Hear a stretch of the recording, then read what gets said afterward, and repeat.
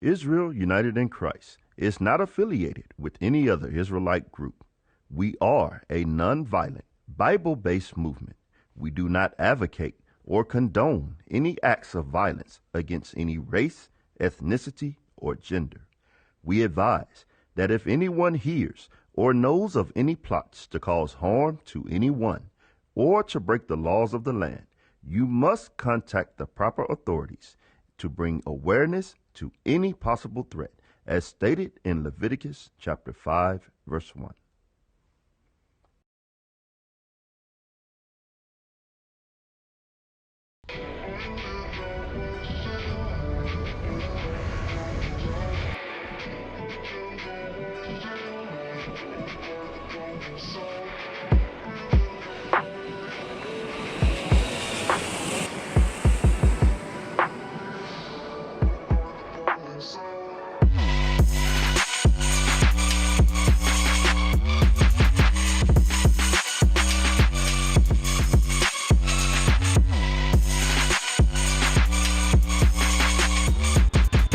Shalom, Israel. This is Bishop Nathaniel. The Israelites have been scattered across the four corners of the earth, as prophesied in Deuteronomy, the 20th chapter. Here at Israel United in Christ, we need your help to recover the remnant of our people, teach them the gospel.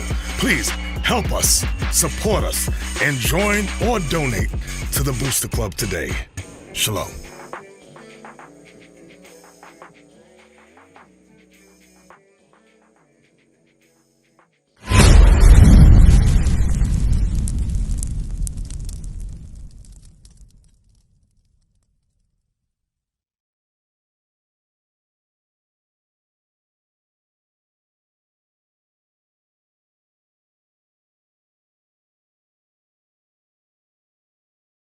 Now, let me show you something. Do you know why you didn't know that you're an Israelite from the tribe of Benjamin? Bring it out. Do you know that that history was taken from your people? When you went on the transatlantic slave trade, or your ancestors went on the slave trade, they took your history. Right. If your slave master's name was Johnson, your last name became Johnson. Right. Why do you think that's important?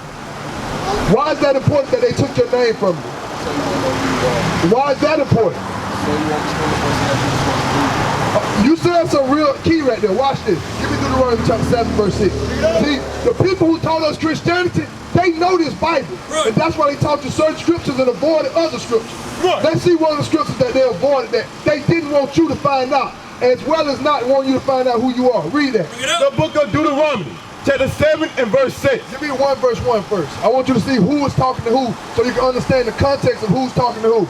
Deuteronomy, chapter 1 and verse 1. Yep. These be the words which Moses spake. Have you ever heard of a man named Moses? Who is Moses? I know he led Jesus' people across the water. He led the Israelites. Those are the people of God. He led them across the sea. He saved them from slavery in Egypt. All right, that's who Moses is. Read it again. These be the words which Moses spake unto all Israel. So those are the people that you say Jesus people, they are Israel. Right. You were right about that. So Moses led the Israelites, and this is in Deuteronomy, he's only talking to the Israelites. So let's see what he told the Israelites. Bring it up. The book of Deuteronomy, chapter 7 and verse 6. For thou art a holy people unto the Lord thy God. Now, my question to you, brother, what's your name? Jason. Nice to meet you, Jason. I'm Elijah. Now, what does the word holy mean? Because we know the Christian church teaches something, but what does the word holy mean according to the Bible? I really wouldn't even know. Okay, well, we're going to show you today. So when God calls you holy, you know what God is saying to you. Read that. The book of Leviticus, chapter 20 and verse 26. And ye shall be holy unto me, for I am the Lord. For I, the Lord, am holy, and has severed you from other people. And have what? And has severed you from other people. What does sever mean? He separated us from other people. So when God said that we're holy, God said you're separate. Right. What I got for the other nations, I don't have for you. What I got for the Chinese, the Arabs, and the white man, I don't have it for you so-called black, Hispanics, and Native Americans. Right. Okay, so that's what he means when he say you're holy. Finish that. Deuteronomy chapter 7 verse 6. For thou art a holy people unto the Lord thy God. The Lord thy God hath chosen thee to be a special people unto himself. What does it mean to be special? I mean, I figured it's being different in your own way. It's been different. Whatever I got for everybody else, I got something different from you, for you. Right. So I'm gonna treat you a little bit different, and I got different expectations for you. Read. Let's see how special God said we were. Above all people that are upon the face of the earth. All right, Jason. Do Christianity teach that there's somebody above, or do they teach that everybody equal? Everybody equal. Now, is that according to what the Bible says? That's what I'm telling you. We learned Christianity from our slave owners. That's right. And they knew that they were supposed to be above us. So rather than them play their role, they put themselves above us while they got us seeking equality. Right. We out here marching, calling Black Lives Matter, but we're seeking equality. Martin Luther King did his march seeking equality. Right. We got to understand this Bible told us we're supposed to be above everybody. Read that again. The Lord thy God had chosen thee to be a special people unto himself, above all people that are upon the face of the earth. He didn't say above all people in Tallahassee. He didn't say above all people in Florida, above all people in the USA. He said above all people that are upon the face of the earth. So when you look at any other nation, know that you're supposed to be above them, but the reason we're not above them, I'm going to show it to you. Are we above them right now? Do you think we're above any nations on planet Earth right now?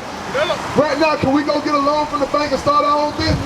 Right now, can we live in the highest and the best of neighborhoods right now if we chose to? Right now, can we move crime and killing and abortion out of our neighborhoods right now? Right now, do we get justice when we go in the courtrooms? So we're not above all people right now. Let's see why we're not above, even though God said we're supposed to be above. Deuteronomy chapter 28 and verse 15.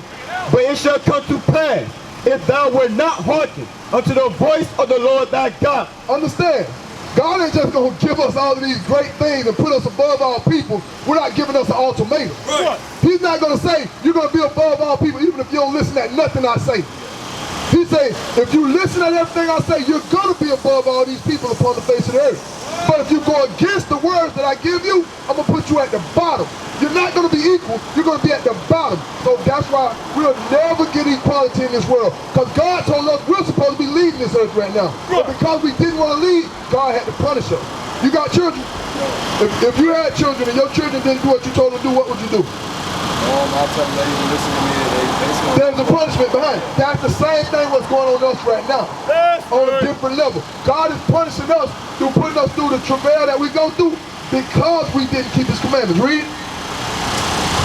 To observe, to do all his commandments and his statutes, which I command thee this day, that all these curses, All these what? that all these curses shall come upon thee and overtake thee. So right now, so-called black man, Hispanic man, and Native American man, everything you're going through is a curse from God. That's right. You can blame the white man, you can blame any man you want to blame, but God put us here because we are disobedient. Right. And that's what we have to change. Do you know what God commanded us to do? Okay, well, I'm going to show you one of the curses, just so you understand what God is telling us. Read the verse. Verse 16, cursed shalt thou be in the city. What does that mean? Do you think we're cursed in every city? How are we cursed in the city? I mean, the things that you do don't leave you. I mean, they will keep up with you no matter what you're doing or what you're doing. Yeah, but in every city, how are the so-called blacks and Hispanics cursed? I mean, basically make it seem like we can't have anything. We're working in dead-end jobs and we really can't move nowhere. You're right. We can't get above. Do you know that's in the Bible? Read the next curse. Verse 17, cursed shall be thy basket. The basket is like anything we're trying to build, like our businesses and stuff like that. God said curse is going to be our basket. We're not going to succeed and be the leading company and open up a door for all our people so we can lead in economics around here. God said curse is going to be our basket. That's why our own people turn against us. God is telling us that all these things were going to happen to us if we didn't keep his commandments. So my question to you is, do you know God's commandments? Because I just want to show you that we are the Israelites, and the reason that we're at the bottom is because we didn't keep God's commandments. So have you been taught God's commandments? A couple of them. A couple of them. Do you think we're supposed to keep all of them, or is it okay that we just keep a couple and God's going to know our heart? I think you should follow all of them, no matter what. Because I think you can only know your heart is what he put there for you. Okay, give me that in Matthew chapter 5, verse 48. I'm going to show you what Christ said, and I'm going to show you that you're right. You are absolutely right. You're supposed to follow all of them. Read that. The book of Matthew, chapter 5 and verse 48. Be ye therefore perfect, even as your Father which is in heaven is perfect. The Bible tells us we must be perfect. How do you be perfect? You keep all of God's commandments. Being perfect don't mean you walk and never stumble. Mean that you don't make a mistake. Being perfect means that you're walking according to these commandments, and when you fall short, you repent and get right back on. You understand that? Okay, so that's what Christ is telling us to do. Now I'm gonna show you some commandments to see if you really love God. Okay? What's that hanging out your pocket? Black and mild. A black and mild. Do you think it's a commandment against that? No. They didn't have black and mild back in the time of Jesus. Yeah. So do you think it's a commandment against that? I mean, yeah. What would be wrong with you smoking a black and mild? You're not taking care of your body. And your body is called what? Your You know this. I'm only asking because it sounds like you already know it. Read that for me. 1 Corinthians chapter 3 and verse 16. Know ye not that ye are the temple of God, and that the Spirit of God dwelleth in you? Understand, God said he had a special people above all people. You are those people, and he's telling you that your body is the temple of God. Right. And his spirit dwells in you. Read. If any man. If what? If any man. Are you a man? Okay, if any man defile the temple of. What is that called when you're smoking your body? I really want to know. Did God design your body to have smoke in it? No. Yeah. Do God want your body to have smoke in it? Do they got a Surgeon's General warning on your black and mild package? So what does that warning tell you? Tell you that good. So that's defiling your body, putting lung cancer in your body. They gave you the warning. Read it again. If any man defile the temple of God, him shall God destroy. You may think that cancer's of that black and mild. That cancer's of God. God will destroy us through the different diseases and calamities that we go through because we don't follow his commandments. You understand that? Sirach 38 and 15. Give me Sirach 38 and 15. Understand that? So all we're doing is we out here trying to give our people a solution. The churches might point out your problem, but they're not giving you a solution. The solution to the so-called black, to the Spanish community right now is keeping God's commandments. Read it. The book of Sirach, chapter 38 and verse 15. He that sitteth before his maker, let him fall into the hand of the physician. All right, tell me what that means. I would say no matter what you do, you're going to end up having somebody that's going to have to look out. It says, he that sinneth before his maker. You're sinning before God when you smoke that black and mild. Right. You're telling God, thank you for this great body, all of my mobility on my limbs. Oh, I got great lungs, Lord. My mind works good, but I'm going to smoke and make it worse. I'm going to smoke and make this body work. I'm going to show you just how much I thank you for this great body you gave me, God. So he said, he that sinneth before his maker, let him fall into the hand of the physician. The physician is your doctor. What's going to happen when you catch that cancer? You're going to have to have many doctor visits. That's the Bible fulfilling itself. You understand that? We got to understand that. We are in a pivotal point in our history right now where the prophecies are coming to pass right before our eyes. We used to scream black power while heroin was pushed. But at the end of the day, nothing's in vain. IUIC has been given a vision. The tents of Judah has risen. Many has attempted the mission, minor murmuring, omitting, and missing the mark. Just reading that he had the flame of fire in his eyes gave us the spark. We on Paul's mission. We out on the road, purple and gold, from Mexico, Cuba, Haiti, Ghana, Sierra Leone.